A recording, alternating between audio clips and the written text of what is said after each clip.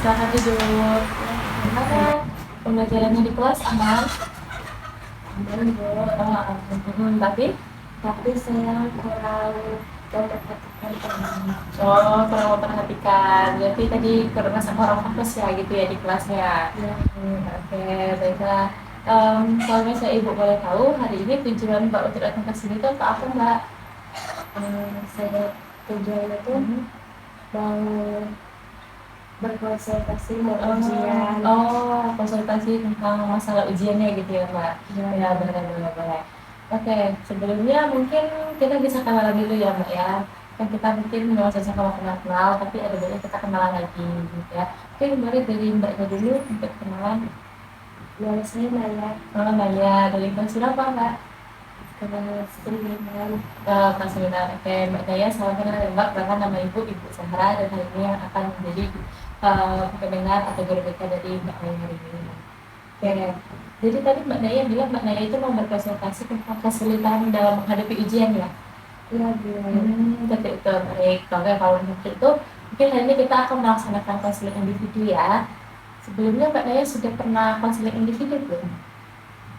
Belum, Bu. Kira-kira Mbak Naya sudah nyaman belum untuk melaksanakan konseling individu? Posisinya sudah nyaman atau masih mau perkenalan dulu atau mau apa dulu sebelum kita lanjutkan? Sepertinya sudah cukup, Bu. Sudah. Oke, baik. Jadi mungkin sebelum mulai, Mbak Naya kan tadi belum pernah konseling individu kan? Jadi di sini Ibu mau menjelaskan dulu sedikit tentang konseling individu. Jadi konseling individu itu adalah pemberian bantuan dari konselor atau dari BK Ibu kepada konselingnya, itu di sini adalah Mbak Naya. Yang tujuannya itu untuk membantu kita sama-sama mencari penyelesaian dari masalah yang dialami oleh Mbak Naya. Di dalam konseling individu itu terdapat asas-asas yang harus kita ketahui bersama ya Mbak ya. Yang pertama itu ada asas kesukarelaan. Mbak Naya sudah sukarela belum untuk datang ke sini? Sudah, Bu. Oke, baik ya. Kalau misalnya sudah sukarela, jadi kalau Mbak Naya itu sudah sukarela, semoga nanti harapannya Mbak Naya itu bisa terbuka ya dengan Ibu, terbuka untuk menceritakan apapun permasalahannya. Mbak Naya bisa ceritakan saja, tidak perlu malu-malu. Dan kalau misalnya Mbak Naya itu takut nanti rahasianya itu bocor atau yang kita bicarakan itu bocor, Mbak Naya tidak perlu khawatir karena kita itu ada yang namanya akses kerahasiaan. Jadi apa yang kita bicarakan hari ini itu akan tetap berada di ruangan ini, dan juga mungkin nanti kalau misalnya memang harus kita mengalami pihak-pihak lain, itu nanti akan dikasih tahu ke pihak-pihak yang memang membutuhkan. Jadi makanya tidak perlu ragu, tidak perlu takut untuk menceritakan apa yang menjadi kendalanya, seperti itu ya Mbak ya. Seperti itu ya, Bu. Iya, oke. Kira ada yang mau ditanyain dulu Mbak? Tidak ada, Bu. Nah, sudah cukup jelas ya berarti ya. Iya, Bu. Oke, kalau misalnya seperti itu, kira-kira apa yang bisa kita bahas atau apa yang ingin diceritakan hari ini Mbak? Saya tuh bingung, Bu. Kebingungan. Jadi bingungnya itu tentang apa? Karena sebentar lagi kan uji. Tapi saya itu belum paham tentang materinya. Jadi saya nanya ini mengalami kebingungan karena mau ujian ya Mbak ya? Iya, Bu. Betul. Seperti itu. Kalau misalnya boleh tahu kebingungannya itu kebingungan gimana Mbak? Saya juga bingung, Bu. Saya nggak tahu. Oh, nggak tahu apa Mbak? Nggak tahu bingung gimana. Oh, nggak tahu bingungnya gimana. Jadi Mbak Daya ini agak susah ya buat ngomongnya. Iya. Oh, susah buat ngomongnya, susah buat menceritakannya gitu ya. Oke, nggak apa-apa Mbak, kalau misalnya memang masih kesulitan menceritakannya. Mungkin kita bisa mencoba metode lain ya Mbak ya. Metodenya itu adalah art terapi.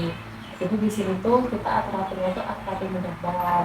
Jadi kalau misalnya Mbak Daya itu bingung untuk ngomong secara langsung, mungkin nanti kita bisa coba untuk digambar aja. Kira-kira dari gambaran itu Mbak Naya itu mau pakai apa nanti terserah, boleh pakai apa saja, tidak terbatas waktunya, boleh nanti Mbak Naya menggambar sebebasnya saja, ya. Oke, ini Mbak Naya mungkin sudah ada kertas dan juga ada pensilnya. Silakan apa yang ingin diceritakan boleh digambarkan saja.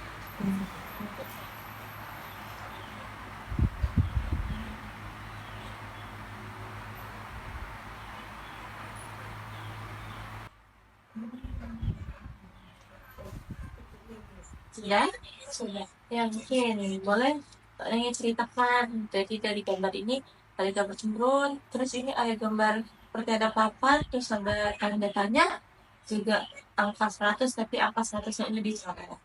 Kira-kira apa Mbak maksud dari pendapat ini?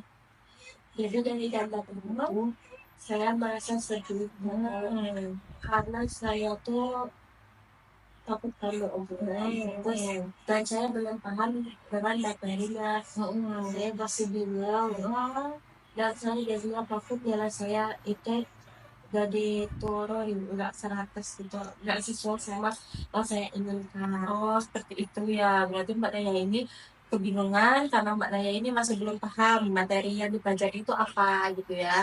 Jadi Mbak Naya itu takut nilainya itu nggak sesuai dengan ekspektasi. Gitu. Oh, baik. Seperti itu. Kalau misalnya Mbak boleh tahu selama ini nilainya Mbak Naya itu bagaimana? Nilai saya tuh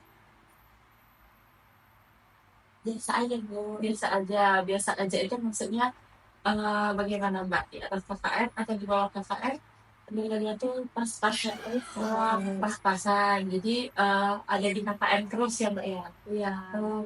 Kalau misalnya boleh tahu Mbak Naya di kelas itu memiliki kesulitan nggak dalam belajar? Misalnya materinya menurut Mbak itu terlalu susah, atau Mbak Naya itu susah fokus, atau belum tahu metode belajar yang tepat, atau memang kelasnya itu belum mendukung, gitu. Mendukung misalnya ribut seperti itu. Dan dari kendalanya kalau di kelas. Kalau di kelas tuh mungkin metode pembelajaran ini udah mulai ya. Terus saya juga itu kelas ya. Jadi kurang cepat lah ke materinya. Seperti itu. Kalau misalnya kurang fokusnya itu kurang fokuskan apa Mbak? Karena saya juga nggak paham materinya gitu. Oh, bingung. Memang karena tadi belum paham metode belajarnya gitu ya. Ada kebingungan ya mungkin dengan metode belajarnya apa. Dan hal itu bisa menyebabkan nah itu jadi kurang fokus karena belum tahu teknik belajar yang benar seperti ya. Oke, jadi mungkin kita bisa coba untuk mencari teknik atau metode belajar gaya belajar sesuai dengan Mbak Naya. Jadi sedikit ya Mbak, kalau misalnya gaya belajar itu ada tiga Mbak, ada yang namanya audio, visual, sama yang namanya kinestetik. Kalau visual itu dia dengan melihat Mbak, jadi dia suka kalau misalnya ada sesuatu atau dia dicatat seperti itu. Kalau menjadi juga semangat itu harus melihat dulu Mbak bentuk dari belajarnya, dari pembelajaran itu dia harus lihat dulu wujud aslinya. Nah, kalau misal audio, dia itu dengan cara mendengarkan. Jadi dia lebih suka kalau misalnya mungkin ada orang yang menceritakan pengalaman tersebut kepada dia. Kalau misalnya kinestetik itu, Mbak itu lebih senang kalau misalnya langsung ada praktek nyatanya. Jadi misalnya kalau dijelaskan tentang suatu materi, Mbak itu lebih suka kalau misalnya langsung ada contohnya. Mungkin itu cara untuk materi belajar. Nah, mungkin selama ini Mbak Naya itu di kelas itu lebih senangnya dengan cara apa? Mungkin bisa dibangun aja Kak, kira-kira Mbak Naya sama ini di kelas belajar aja lebih suka dengan melihat, mendengarkan, atau minta konsultasi. Itu boleh dipelajari.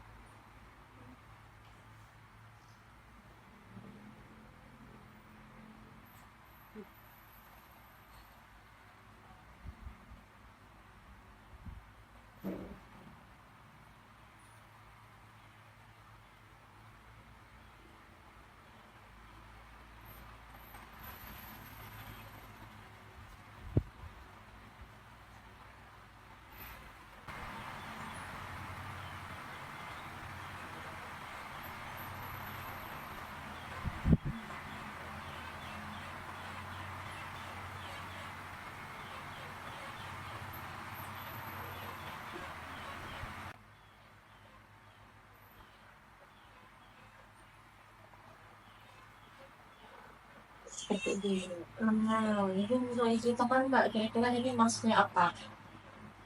Jadi saya itu lebih senang dengan metode pembelajaran yang melihat contohnya gitu bu. Nah, contohnya itu kayak mana Mbak kalau di benar-benar? Saya tuh kayak misalnya gurunya tuh sudah menjelaskan. Nah setelah dia menjelaskan saya itu pengennya langsung kayak ibu ini tuh ada barang misalnya kayak ini contohnya kayak gini gitu gitu. Oh, jadi barangnya itu ada langsung bisa langsung digunakan seperti itu ya Mbak ya dengan benar-benarnya. Baik. Nah berarti kalau misalnya seperti itu, mungkin Mbak ini bisa mencoba untuk menggunakan metode belajar yang Mbak itu kinestetik. Jadi saat belajar itu Mbak itu bisa mencari gitu ya, contoh-contoh nyatanya itu apa. Jadi Mbak itu bisa langsung ke praktek Mbak. Jadi Mbak itu bisa langsung ke praktek. Kira-kira bagaimana sih penerapannya itu di dunia kehidupan kita sehari-hari supaya Mbak itu bisa lebih memahami gitu kira-kira pembelajarannya itu apa. Kalau misalnya memang di kelas gurunya itu nggak ngasih contoh nyatanya gitu ya, mungkin nanti Mbak itu bisa cari sendiri di rumah kira-kira bagaimana sih kalau misalnya ini tuh memang diterapkan di kehidupan sehari-hari. Jadi langsung cari contoh nyatanya dengan kehidupan sehari-hari, kita saja sama kehidupan sehari-hari. Itu Mbak. Mungkin ada lagi kendala yang ingin disampaikan? Rekan-rekan apa? Saya tuh lebih suka belajar pada Bu. Kayak Bapak itu kan. Oke, terus? Tapi saya tuh belum ada tempat belajar yang Seperti itu. Ya, Kenapa Mbak belum punya teman belajar? saya tuh mau ngajak mereka buat belajar banyak, tapi saya kurang guru. Seperti itu. Mereka itu siapa? Teman-teman saya guru. Oh, jadi Mbak itu ingin ngajak teman-teman Mbak gitu ya, tapi belum diajak-ajak seperti itu ya kan? Jadi, oh karena ragu ya. Oke, ragunya itu kenapa Mbak? Karena saya takut mereka gak paham. Jadi itu takut tanpa menolak seperti itu ya. Tapi sudah pernah dicoba? Belum. Oh, belum pernah dicoba karena jadi takut ditolak gitu ya, Mbak ya. Oke. Tapi mereka kira-kira menunjukkan ketertarikan tidak untuk belajar bersama. Sepertinya terkait ya, maksudnya mungkin belum saya ajak lagi. Oh, seperti itu. Jadi memang belum ada omongan, terus juga mereka tertarik ya, Mbak ya. Seperti itu. Jadi Mbak Naya itu takut dengan adanya penolakan ya. Sebenarnya penolakan itu adalah hal yang wajar Mbak. Kalau misalnya nanti untuk teman-teman itu menolak, itu bukan berarti mereka tidak ingin, karena mereka tidak suka. Tapi mereka itu memang mungkin merasa metode itu kurang cocok gitu untuk mereka. Jadi Mbak itu bisa kita coba aja gitu untuk ngobrol sama teman-temannya, untuk coba diajak dulu ke teman-temannya.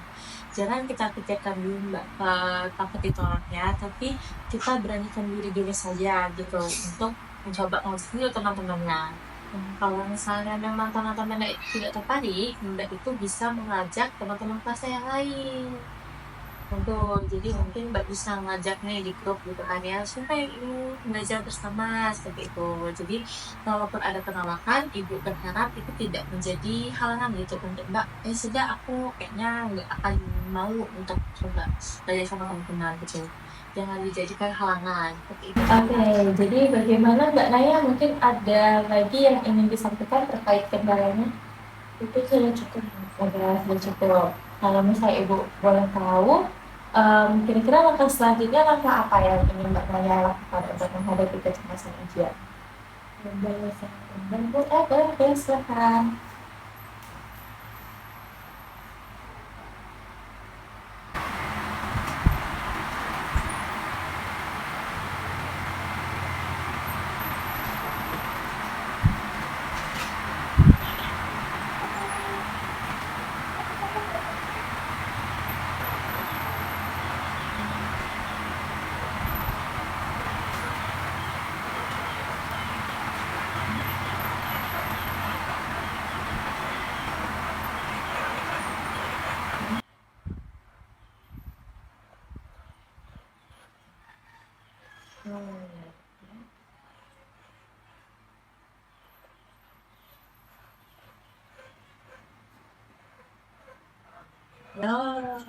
Oke, baik. Wah, cukup banyak ya sepertinya. Apa nih Mbak yang ingin diceritakan lebih banyak? Jadi kalau saya itu sudah mendengarkan metode kedua, saya ingin nilai saya itu jadi 100, nggak pas-pasan lagi di KKN. Seperti itu. Kalau misalnya ini maksudnya contoh materi ini apa Mbak? Jadi saya akan mungkin belajarnya pakai contoh dari materinya itu sama teman-teman. Oh, ini gambar sama teman-teman. Lalu kalau yang ini? Ini saya selak diiringi dengan doa. Oh, dengan gambar doa. supaya mendapatkan nilai 100. Oh, seperti itu. Jadi Mbak ini kedepannya akan menerapkan metode belajar yang sesuai dengan diri Mbak tadi ya, yaitu kinestetik. Dan juga Mbak ini akan menerapkan belajar bersama teman-teman. Tidak lupa juga setelah itu Mbak Naya itu akan mencoba untuk berdoa gitu ya, untuk berdoa meminta pertolongan dari Allah. Dan harapannya nanti setelah masyarakat itu Mbak Naya itu bisa dapat 100, dan jadi Mbak Naya itu pasti bisa lebih tenang. Seperti itu ya Mbak. Oke, baik, baik. Tegas. Alhamdulillah ya, berarti Mbak Naya itu sudah tahu juga apa yang melaksanakan selanjutnya. Kira-kira Mbak Naya sama tidak menjalankan ini? Insya Allah sembuh. Oke, kalau misalnya sambung, semoga hal ini bisa membantu Mbak Naya untuk mengatasi kecemasan menghadapi ujian. Kita mengetahui benar-benar apa yang harus dilaksanakan. Ya, Ya, sampai. oke, mungkin ada lagi Mbak Naya yang ingin disampaikan? Sudah cukup Bu. Tidak cepat ya. Oke, jadi kalau misalnya dari pembicaraan kita hari ini, Mbak Daya itu mengalami kesulitan, mengalami ketakutan, kecemasan untuk menghadapi ujian. Karena Mbak Daya itu mengalami kebingungan untuk memahami materi. Karena Mbak Daya itu mungkin belum paham ya materi itu bagaimana sih cara belajar yang baik seperti itu. Nah, kalau misalnya tadi siap kita bicara tentang metode belajar, Mbak Daya ini sepertinya lebih cocok ke kinestetik. Karena Mbak Daya ini lebih suka untuk mencari contoh benda langsung. Nah, tapi Mbak Naya ini memiliki kendala karena Mbak Naya ini tidak mempunyai teman belajar karena padahal Mbak Naya ini senang gitu untuk belajar bersama teman-teman. Jadi untuk kedepannya Mbak Naya itu akan mencoba untuk mengajak teman-temannya. Hal yang saya itu akan mengajak teman-temannya gitu ya untuk belajar bersama, terus juga menggunakan metode belajar yang tadi ya, dan juga tidak lupa diiringi doa, harapannya nanti Mbak Naya itu bisa mendapatkan nilai yang lebih baik lagi dari sebelumnya. Begitu ya, Mbak. Ya, Baik. Mungkin ada lagi yang ingin ditanyakan untuk hari ini atau masih ada lagi yang ingin dibicarakan? sebabnya Ya cukup, enggak ya, kami juga cukup. Mungkin Ibu boleh tutup sesi konsultasi kita hari ini. Oke. Kalau seperti itu, terima kasih ya Mbak Naya sudah mau datang, sudah mau terbuka untuk menceritakan keresahannya apa. Semoga dengan pembicaraan kita kali ini itu bisa membantu Mbak Naya untuk mengatasi kecemasan atau ketakutannya untuk menghadapi ujian. Ibu akan selalu doakan supaya Mbak Naya ini nanti ujiannya itu lancar dan bisa mendapatkan nilai yang lebih baik lagi dari semester sebelumnya. terima kasih banyak ya Bu. Iya, sama-sama. Baik, mungkin ada lagi Mbak? Sudah Bu. Cukup. Tetap semangat. Semoga nanti nilainya itu bisa menjadi lebih baik lagi ya Mbak ya. Ya, kalau misalnya sudah tidak ada lagi, itu tutup. Wassalamualaikum warahmatullahi wabarakatuh. Waalaikumsalam. Iya, iya, sama-sama. Selamat.